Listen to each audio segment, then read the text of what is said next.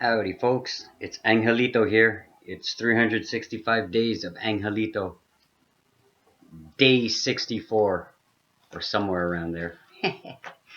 Let's just start it off today. It's been a good week. It's a Friday right now. So, what is Friday? Venus. It's a Venus day. Viernes. Um, we'll do a tantric Dakini card oracle reading for Friday going into the weekend. We had our full moon. We had on Sunday here anyway in Oshawa, Ontario, Canada. It was a nice day on Sunday, and then like temperature wise and everything, like it was rather almost the breaking of spring. It was like almost there. I was like, holy smokes, it's feeling nice, and then it got cold again. So the week was kind of up and down, but productive nonetheless. So we'll just do a Dakini oracle reading. Again, these cards, I don't know. I call them the super synchronistic cards because every time I pull something from this card, it has meaning in my life, and when I pull cards for other people too, it resonates greatly with them. But it's this one right here. I highly recommend it. It's Tantric Dakini Oracle, Nick Douglas and Penny Slinger, and it's based on a temple in, I think, India, in wicked stuff. Okay, so let's just shuffle these bad boys up, see where we go, see where it takes us. So this will be our reading to see what kind of things we can look out for and what we can work on, and what kind of goodness comes our way over the weekend.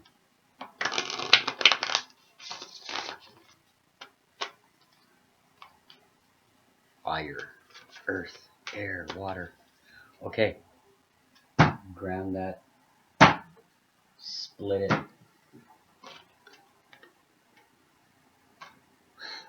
Talk about synchronicities. This is the one that I actually pulled this one for my friend a few months ago, or a while back, and this is synchronicities.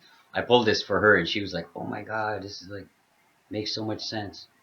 But here we go. 6, wishful think. Wish fulfilling gem. Wish fulfilling gem. I love that image. It's a very polaric style image. And just before we get into it, that's actually a Sri Yantra. That gem on the top looks like a pine apple or whatever. It's a Sri Yantra actually. If you know the Sri Yantra image, a bunch of those triangles, and then the Sri Yantra is actually like envisioned from the top of that gem, but that's the three-dimensional version of it. So let's get into it. 6 is beautiful. 6 is always a number of going into itself, introspection. Fulfillment of a wish, a mystic experience, spiritual evolution, the heart. The tarot relationship to this is the lovers. Let's see what it's all about here.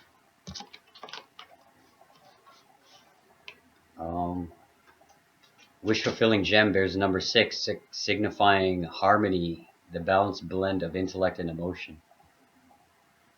See, I just said that right there. It's like the mind. The mind. If you look at the number 6, it's the mind going into itself, into the heart, the head and the heart. It is the number of the sixth sense and the entry into the world of fulfillment. Relates to lovers of the tarot. From the tranquil lake of bottomless quietude, the wish-fulfilling gem rises up. Within its multifaceted form, the all-good Buddha Sama Tamabrahada, and his female counterpart, Samantha Brahadri. Oh yeah, they're kicking it right in the middle there. That's awesome. Are seated in this, like I said, remember the polaric? I was talking about that. In this male-female tantric aspect, they represent the non-dual perfect Buddhahood of peaceful compassion. Compassion is, as I've been studying a lot over the last month or so, and intuition and compassion are main keys in this whole universal life thing, especially compassion, guys. That's where it kind of everything settles into compassion. Okay, the emanations from this mystic form are like the rainbow hues of the white light refracted from the facets of a diamond. The glyph is crowned with a smaller version of itself, which is reflected in the water below. The whole forms a double mystic scepter, Vahara, as suggesting the unlimited nature of this essence principle as projected on the mind sky of the inner space. This card depicts divine love in its most sacred and benign aspect, the resolution of all dualities. Okay, what was I going to say here? The glyph is crowned with a smaller version of itself. And like in my past videos of this week, I've been mentioning that I've been studying a lot of fractal geometry and mathematics. And actually, I'll get into that in a second, but that's what that's all about. And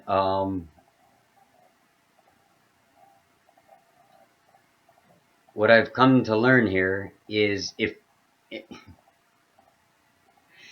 everything that sounds cliche is actually pretty darn correct. I must say that. Lily's here too. Right, Lily? You want to come up? Come up. Come on. I'm not. Come on. Up. Okay. Fractals is the way to go, folks. And what I was going to say about that cliche, when we know thyself, or as above and below is below. If you can master, like it's saying right here, the reflection of the smaller version, if you can master yourself, or even master, like I was saying, compassion or the inner heart, even as fractalized as this is, like just getting down into the heart and the atoms and the cells and the molecules of like just within. Just meditate on that for a second. But if you can get into that, what fractal mathematics and everything in geometry lets us know is that if you master that, it recursively reproduces itself outwards. Your heart radiates a vibration, and if you have love in your heart, there will be. It has no other choice but to reflect love back to you in your physical reality, in your home life, in your community, in your city, in your country, and in the world. So as cliche as that is, like the know thyself and master your own heart and go with compassion right here, starts right down here. It radiates. And guys, that's how we're going to change the world. We don't change the world by Lily, by doing things and being hustle and bustling and trying to physically change the world out there. It gets changed by changing right here. Yes, we have to do things, we have to take action, but it's actually inspired action that creates the goodness in this world. Something just came to mind there. It's kind of like that, like all thoughts are things, everything starts with a thought, and thoughts are vibration. It starts right there. Now nothing against activism and nothing against the hustle and bustle of the 9 to 5 work and jobs and just like getting out there and trying. I'll just say, fuck it, trying to create by way of like doing things out there. If you actually, the only thing we must do is like have a strong will of love in your heart, and then inspiration comes from that, and then inspired action. Inspired action is actually when you're in the flow. It's like time stops. It's like when I'm playing music or doing my paintings or doing my art or even hanging with friends and having a good time, a good feeling time. Time stands still. It's because we are inspired, and then the actions we take out of that, it's effortless. So we'll just finish up here. This card is the most potent boon card of the deck. It may always be interpreted as the fulfillment of a wish, though the emphasis is on the mystic rather than the worldly. On the lowest level, it may be just good luck, and on the spiritual level, in the heart or the head, it indicates deep metaphysical development, maturation, and the fruit of endeavor. Much can be gained from concentrated meditation on this card. The father and the mother of all Buddhas. Imagine the light within the jewel of the self, and then place oneself within it. This is exactly what I was talking about, guys. Like if you, there's the light right here, and you throw yourself right there, and everything emanates and radiates from that. Visualize the effulgent emanations of light. I just said emanation. That's awesome. Feel the compassionate essence. Feeling is always key. In the chart of the Tree of Life, as a subtle body, the mystic form of the all-good Buddha and his consort is depicted above the moon of the head center, since this is the traditional location according to Tantra. This indicates the evolutionary archetypal ancestor of the human spirit, to which we must all ultimately return. The card tells of spiritual guidance and ultimate realization. It indicates a coming into balance and harmony. Right, Lily? Right, Lily? Okay, so that is the wish-fulfilling gem. Oh my goodness!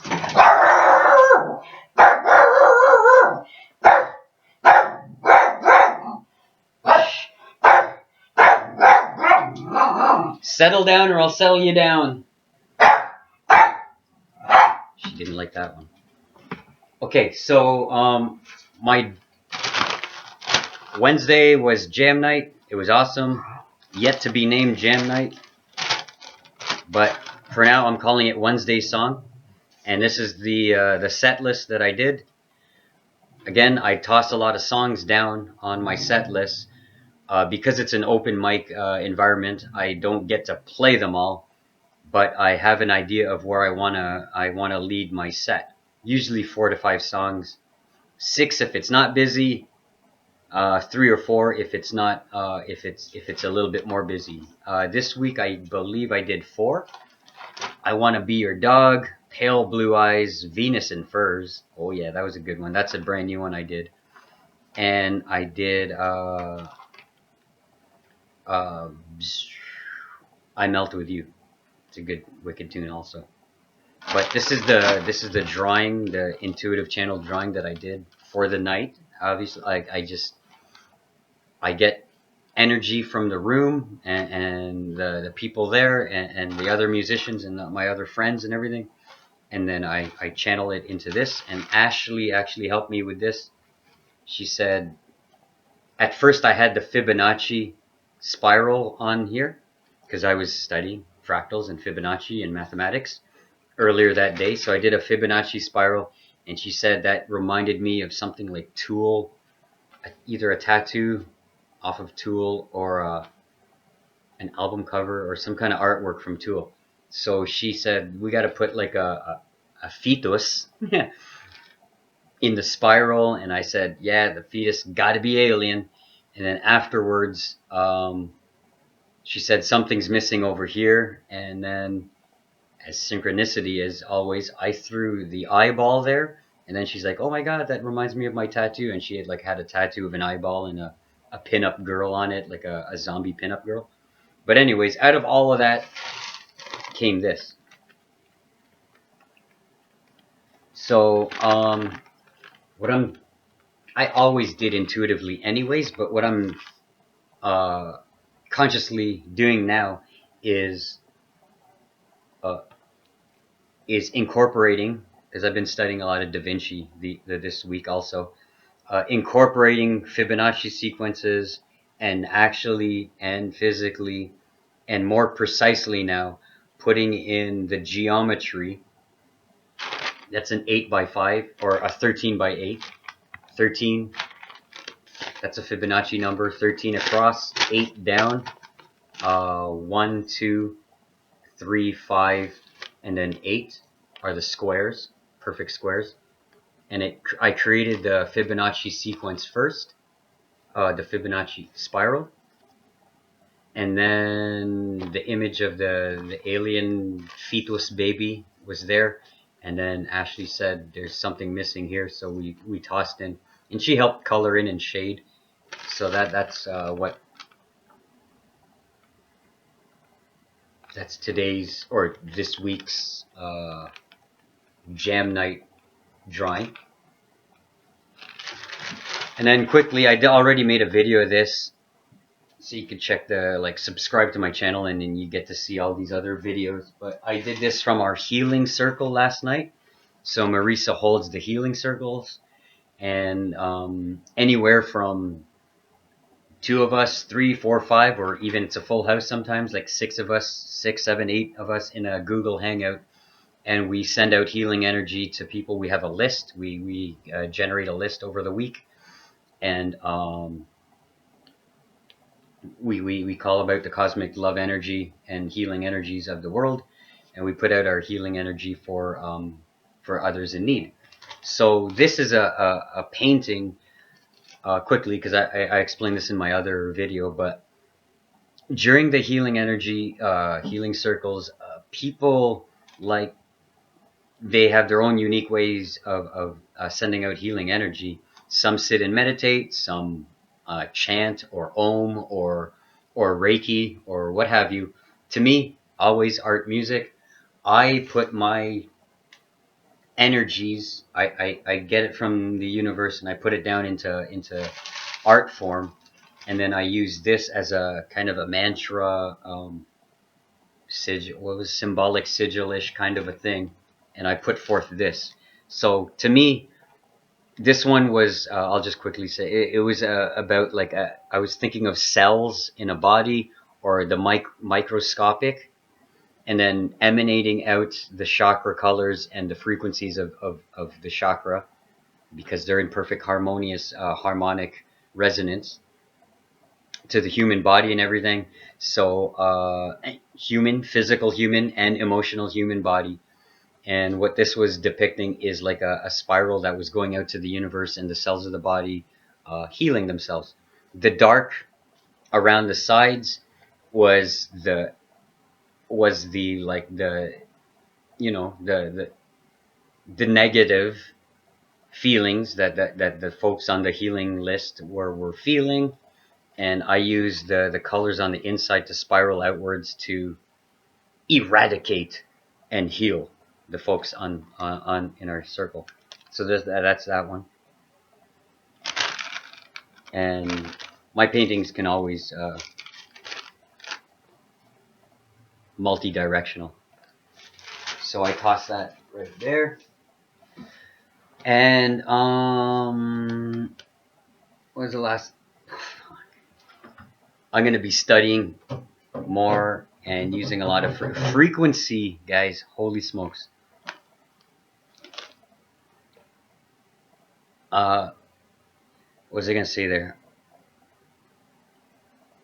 My goals for this year is to transmute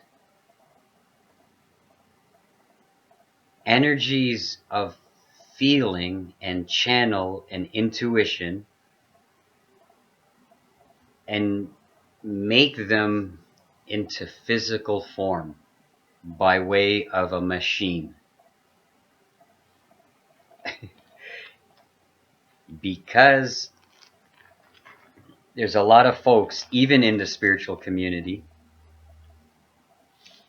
that still don't believe. And as sad as that is, if they don't believe in the spirituality of things and the mystical part of everything, if they need that quote unquote scientific proof that astrology works or Reiki works or prayer actually works, there are devices out there already, like biofeedback devices and aura reading devices and things like that. But I'm going to mix it into like this whole artistic representation so that even if I can go to the, it's not to prove per se, it's not to prove, it's just to demonstrate. I hope this is coming out. It'll be more clear as the months, the weeks and months go on in this year, and I'm going to be sharing my whole journey here. But it's going to be really, really cool. Because it's not that I'm sick and tired, but it's kind of just strange how folks that even aren't in the spiritual community, if they just need that kickstart to say like, hey, there is more, no, I won't call it God or whatever, but there is a force in the Star Wars. There's a force in the universe that directs the whole everything. And as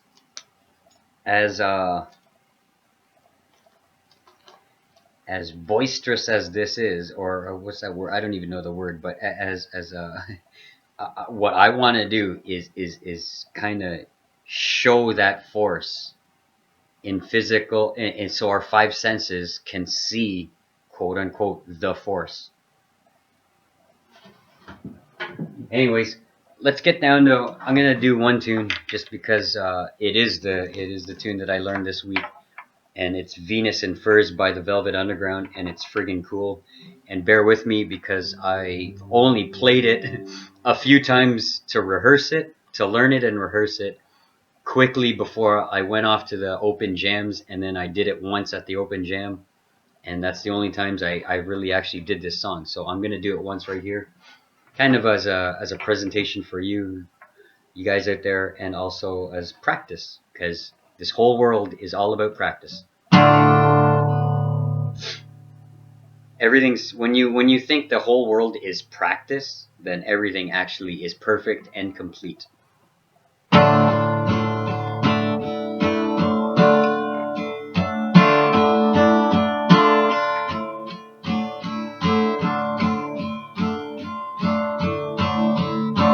Shiny, shiny, shiny boots of leather, whiplash girl child in the dark. Comes in bells, your servant, don't forsake him. Strike their mistress in his heart.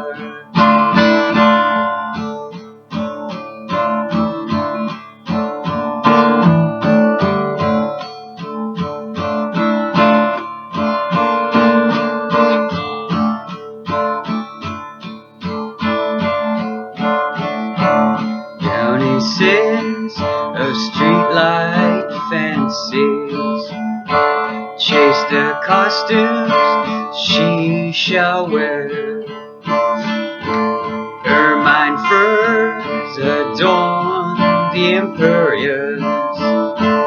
Severin, Severin awaits you there. I am tired, I am weary, I can sleep for 1,000 years, 1,000 dreams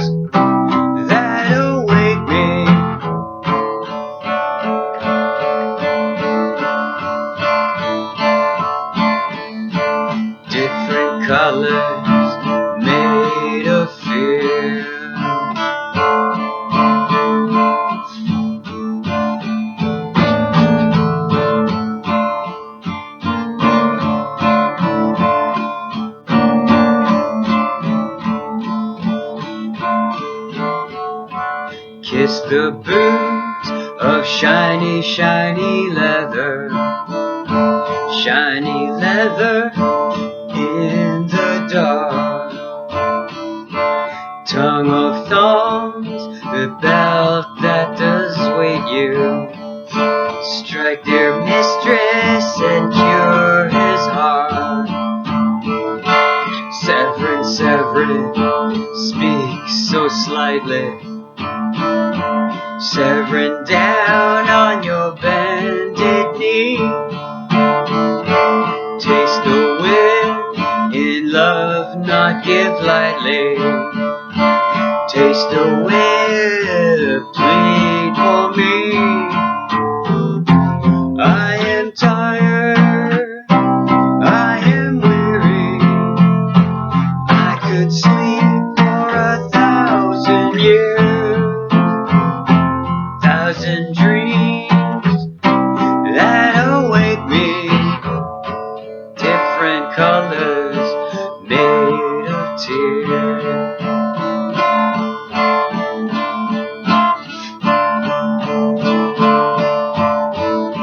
Shiny, shiny, shiny boots of leather. Whiplash girl child in the dark. 7 your servant comes in bells of figure. Strike dear mistress and cure his heart. I am tired, I am weary. I could sleep for 1,000 years. With a girl child that await me. Different colors made of tears.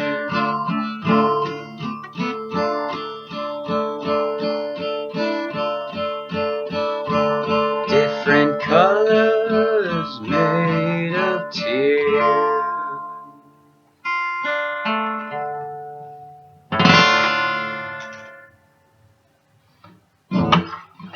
Alright, that's it out of me for today. Day 64. 365 days of Angelito. Subscribe, click the links below, stay in touch, hit me up on the Facebook machine. Peace, love, take care of one another, and go with grace. Alright, later.